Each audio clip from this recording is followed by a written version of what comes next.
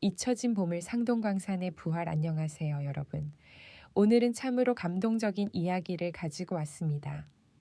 강원도 영월 깊은 산속에 30년 넘게 잊혀진 광산이 하나 있습니다. 바로 상동광산입니다. 여러분 중에 이 이름을 기억하시는 분들 계실 겁니다. 1960년대, 70년대 우리나라가 가장 가난했던 시절, 이 광산이 벌어들인 돈으로 우리 국민이 밥을 먹었습니다. 당시 상동광산의 텅스텐은 우리나라 전체 수출액의 절반 이상을 차지했습니다. 정말 대단했습니다. 그런데 1994년 값싼 중국산에 밀려 문을 닫았습니다. 그 후 30년 광산은 조용히 잊혀져 갔습니다. 그런데 지금 이 광산이 다시 세계의 주목을 받고 있습니다. 미국 CBS 방송이 직접 취재를 왔고 미국 정부가 적극적으로 관심을 보이고 있습니다. 도대체 무슨 일이 벌어진 걸까요? 오늘은 상동광산의 과거와 현재, 그리고 미래를 자세히 말씀드리겠습니다. 가난했던 대한민국 여러분, 가난했던 1960년대를 기억하십니까? 가난했던 우리나라는 정말 가난했습니다. 가난했던 6.25 전쟁이 끝난 지 얼마 안 된 시절이었죠. 가난했던 먹을 것이 없어서 가난했던 보릿고개라는 말이 있었습니다. 가난했던 봄이 되면 쌀이 떨어져서 가난했던 보리가 나올 때까지 굶주리던 시절이었습니다. 가난했던 도시에는 일자리가 없었고 가난했던 시골에는 농사 지을 땅이 부족했습니다. 가난했던 그때 우리나라의 1인당 가난했던 국민소득이 얼마였는지 아십니까? 가난했던 1960년대 초반에 $80 정도였습니다. 가난했던 지금 돈으로 치면 10만 원 정도입니다. 가난했던 1년 소득이요. 가난했던 우리보다 못 산 나라가 거의 없었습니다. 가난했던 아프리카 나라들보다도 못 살았습니다. 가난했던 무엇을 팔아서 돈을 벌어야 하는데 가난했던 팔 게 없었습니다. 가난했던 공장도 없고 가난했던 기술도 없고 가난했던 자원도 없다고 생각했습니다. 가난했던 땅속의 보물, 텅스텐 그런 데 있었습니다. 강원도 영월 산골짜기, 땅 밑에 엄청난 보물이 숨어 있었습니다. 바로 텅스텐이라는 광물입니다. 텅스텐이 뭐냐고요? 쇠의 한 종류인데 아주 특별한 성질이 있습니다. 첫째, 세상에서 가장 단단합니다. 다이아몬드 다음으로 단단합니다. 둘째, 녹는 점이 엄청나게 높습니다. 섭씨 3420이 돼서 녹습니다. 철이 1500도에서 녹는 것에 비하면 2배가 넘습니다. 셋째, 무겁습니다. 금만큼 무겁습니다. 이런 성질 때문에 텅스텐은 여러 곳에 쓰입니다. 정호 필라멘트, 공구, 그리고 무엇보다 군사 무기에 필수적입니다. 전차 장갑을 뚫는 철갑탄, 전투기 엔진, 미사일 부품 등에 꼭 필요한 소재입니다. 그래서 텅스텐을 전쟁 금속이라고 부르기도 합니다. 상동광산은 일제강점기인 1916년에 처음 발견됐습니다. 하지만 본격적으로 개발된 것은 1950년대부터입니다. 대한중석이라는 회사가 상동광산을 운영했습니다. 회사 이름부터 중석입니다. 중석은 텅스텐 광석의 한국 이름입니다. 1960년대 상동광산은 전성기를 맞았습니다. 당시 상동광산의 텅스텐 생산량이 세계의 17%를 차지했습니다. 전 세계 텅스텐의 6분의 1을 한국이, 그것도 이 작은 광산 하나가 생산한 겁니다. 1960년대 중반 상동광산이 벌어들인 외화가 우리나라 전체 수출액의 60%가 넘었습니다. 쉽게 말하면 우리나라가 벌어들인 달러의 절반 이상이 이 광산에서 나왔다는 겁니다. 이 돈으로 쌀을 수입하고 기계를 수입하고 공장을 지었습니다. 번영하는 상동광산이 잘 되니까 영월군 상동면도 번영했습니다. 상올 마을에 사람들이 몰려들었습니다.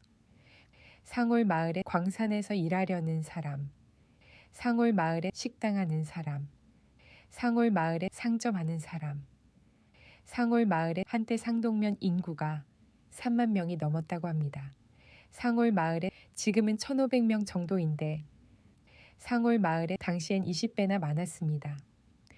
상올 마을에 학교도 여러 개 생기고 상올 마을에 극장도 생기고 상올 마을에 시장도 번창했습니다. 상올 마을의 광부들은 월급을 많이 받았습니다. 상올 마을에 당시로서는 꽤 괜찮은 일자리였습니다. 상올 마을에 상동광산에서 일했다는 것이 자랑이었습니다. 상올 마을에 국가 경제를 책임진다는 자부심이 있었습니다. 저희 세대 중에는 상동에서 일하셨거나 상동에 아는 사람이 있으신 분들이 계실 겁니다. 그때가 상동광산의 황금기였습니다. 그런데 1970년대 후반부터 변화가 생겼습니다. 중국이 개혁 개방을 시작하면서 텅스텐을 대량으로 생산하기 시작했습니다. 중국은 땅이 넓고 인건비가 싸니까 텅스텐을 아주 싼 값에 팔았습니다. 세계 시장에서 텅스텐 가격이 폭락했습니다. 상동광산은 점점 경쟁력을 잃어갔습니다. 채굴 비용이 비쌌거든요. 깊은 산속이고 땅속 깊이 들어가야 하니까요. 1980년대 들어 적자가 쌓였습니다. 회사가 버티기 어려워졌습니다. 결국 1992년 원광 생산이 중단됐습니다.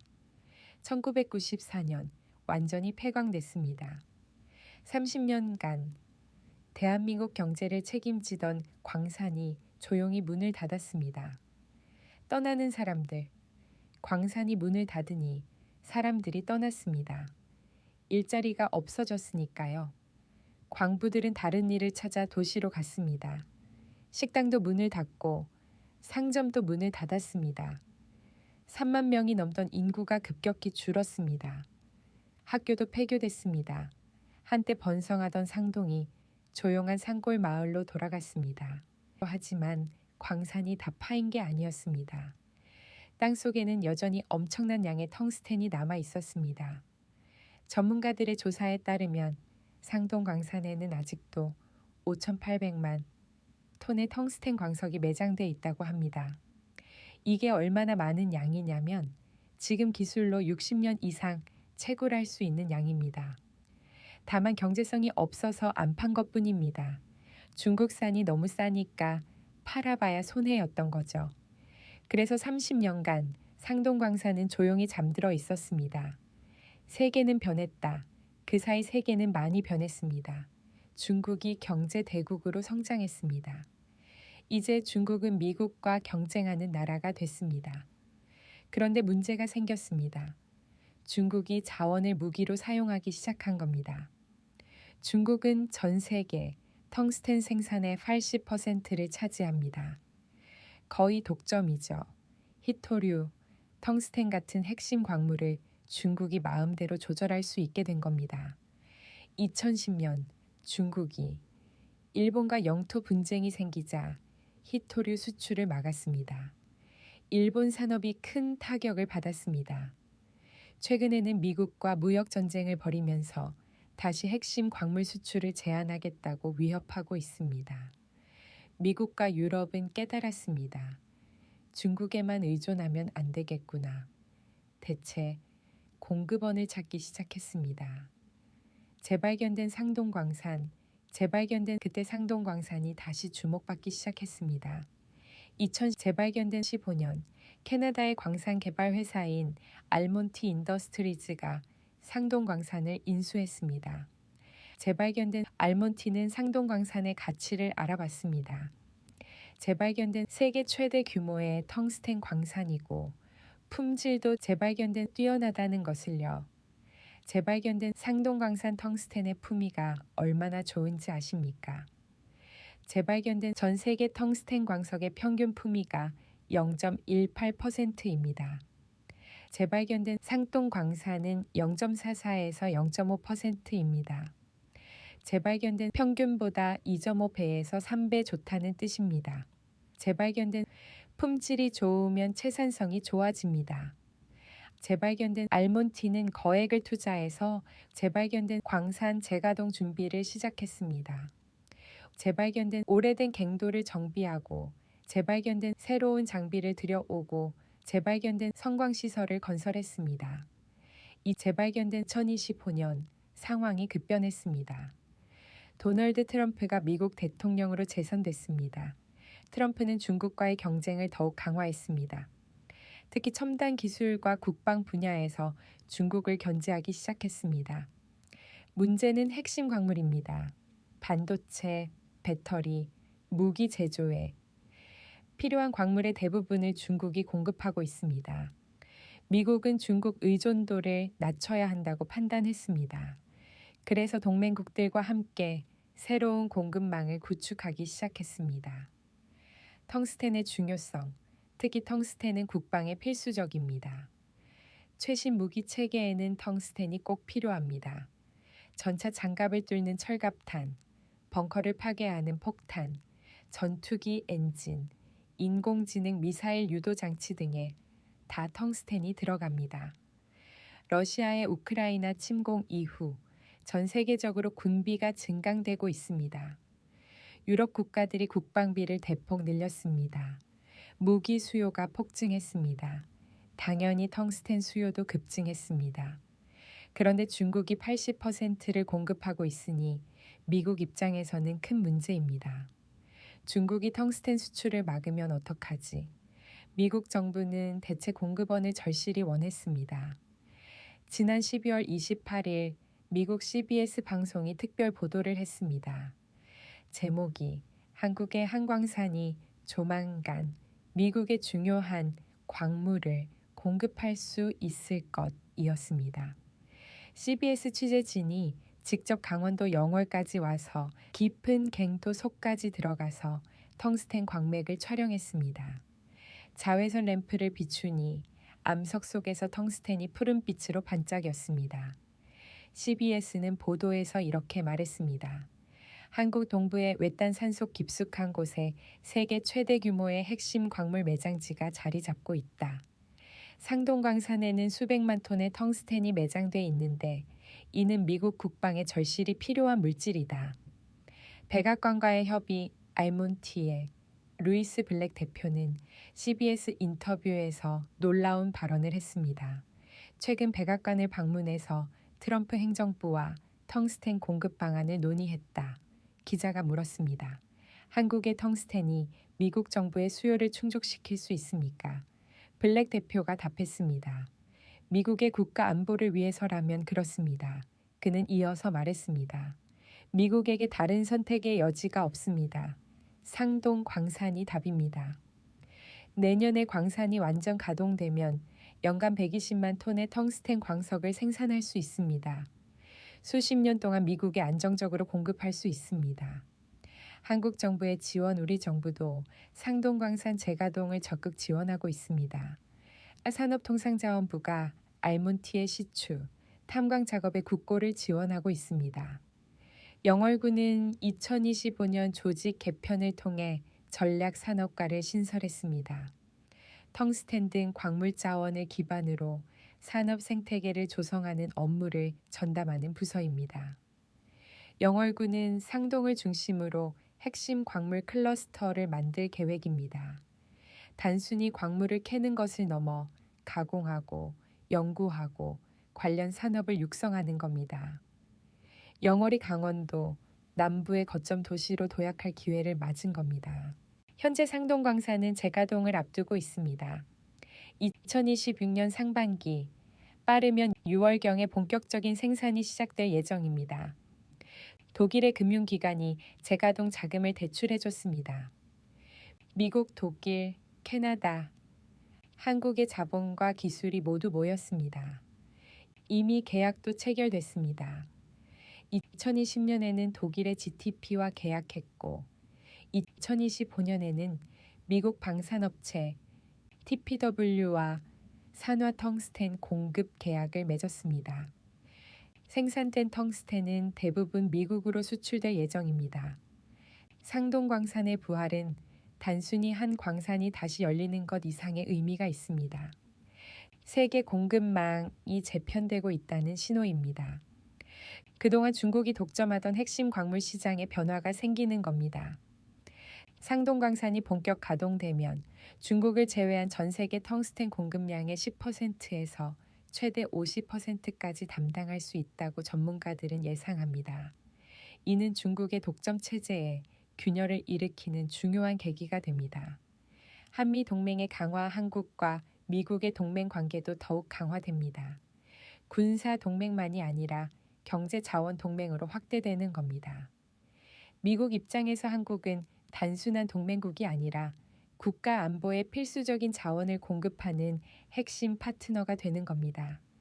이는 한국의 국제적 위상을 높이는 계기가 됩니다.